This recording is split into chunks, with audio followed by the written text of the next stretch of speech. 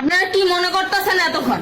আপনাদের সাথে আইসা এসে কথা বলতেছে, আপনারা আইসা এসে ও বাবা খায়, আমি কি দোষ করছি ভাই? আমি মদ খাই, আমার লাইসেন্স আছে, আমার লাইসেন্স করা, আমার বাড়ির লাইসেন্স করা, আমি মদ খাই।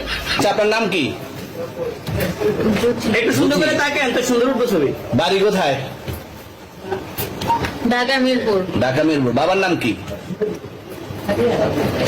বাবার নামে বলা লাগবে?